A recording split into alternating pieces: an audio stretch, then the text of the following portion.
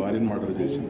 నిన్న హైదరాబాద్ నడిబొడ్డున ఒక సీనియర్ పోలీస్ అధికారి డీజీపీ భార్యను హైదరాబాద్ నడిబొడ్డున మర్డర్ చేస్తే ఇప్పటి వరకు వాళ్ళని పట్టుకున్న పరిస్థితి లేదు. ఇంకా ఆయన స్టేట్మెంట్ ఇస్తాడు పోలీస్ కమిషనర్ హైదరాబాద్, జాగ్రత్తగా ఉండండి. ఇంకా నువ్వు పోలీస్ కమిషనర్ ఎందుకు, జాగ్రత్తగా ఎట్లా మేము ఉంటాం? మీ పరిస్థితి ఎట్లుందంటే హైదరాబాద్ నడిబొడ్డున సొంత ఒక సీనియర్ ఐపీఎస్ అధికారి భార్యను మర్డర్ చేస్తే పట్టుకునే దిక్కు లేదు. కరీంనగర్ నడిబొడ్డున దోపిడి దొంగలు బంగారం షాప్ లో బంగారం ఎత్తుకపోతే పట్టుకునే దిక్కు లేదు. ఎమ్మెల్యేల క్యాంప్ ఆఫీసుల మీద దాడి చేస్తే కనీసం ఆపే పరిస్థితి లేదు.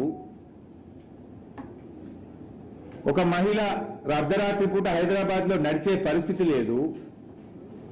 కానీ బీఆర్ఎస్ నాయకుల మీద మాత్రం రాజకీయ వేధింపులకు కొదవలేదు.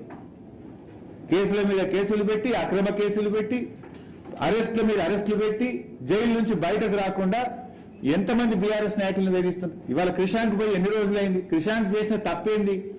దొంగను దొరకబట్టి పోలీసులకు సెల్ ఫోన్ ఇచ్చిండు అంతే. ఫేక్ సోషల్ మీడియాలో ఫేక్ వార్తలు పెట్టిన వ్యక్తిని దొరకబట్టి ఈ ఫోన్ నుంచే సోషల్ మీడియాలో ఫేక్ వార్తలు పెట్టిండు, అబద్దాలు ప్రచారం చేసిండని ఆ ఫోన్ అతని చేతుల నుంచి తీసుకొని పోలీస్ చేతికి ఇచ్చాడు. దానికి నాన్ బెయిలబుల్ సెక్షన్లు పెట్టి ఒక దళిత నాయకుడు క్రిషాంక్ను 20 రోజులుగా జైల్లో పెట్టిండ్రు. అంటే మీరు అసలు చేయాల్సిన పని ఏంది? మీరు చేస్తున్న పని ఏంది? ఎటుపోతుంది రాష్ట్రం? నిన్ననే కేంద్ర ప్రభుత్వం నివేదిక వచ్చింది. దేశంలో అత్యధిక ఎస్సీ ఎస్టీ కేసులు ఎక్కడైతున్నాయంటే తెలంగాణలో అవుతున్నాయి. అత్యధిక పిల్లలు మిస్సింగ్ ఎక్కడున్నారు అంటే తెలంగాణలో. అందులో ఆడపిల్లలు మిస్సింగ్ ఉన్నారు. వాళ్ళని పట్టుకోవడంలో బాగా వెనుకబడ్డ రాష్ట్రం ఏది అంటే తెలంగాణ రాష్ట్రం. అత్యధిక కేసులు దేంట్లో చూసినా. తెలంగాణ అభివృద్ధి దేంట్లో జరుగుతుంది? ఆత్మహత్యల్లో అభివృద్ధి చేస్తున్నారు మీరు. కేసుల నమోదులో అభివృద్ధి చూపిస్తున్నారు. అత్యాచారాల్లో అభివృద్ధి చూపిస్తున్నారు. చిన్నపిల్లల్ని ఎత్తుకెళ్లడంలో అభివృద్ధి చూపిస్తున్నారు. మహిళల రక్షణ ఫెయిల్ అవడంలో అభివృద్ధి చూపిస్తున్నారు. హైదరాబాద్ పరువు తీసేసింది మీరు.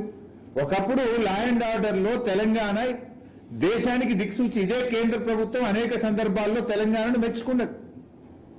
ఇలా పరిస్థితి ఏంటి?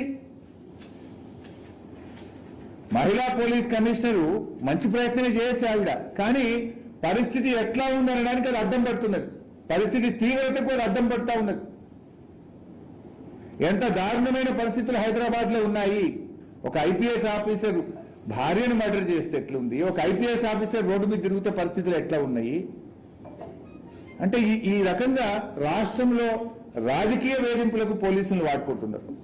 కక్ష సాధింపు చర్యలకు పోలీసులు వాడుకోవడం వల్ల పోలీసులు తమ పని తాము చేసుకోలేక లా అండ్ ఆర్డర్ కుప్పగూలింది. రాష్ట్రం పరువు తీసింది ఈ రేవంత్ రెడ్డి.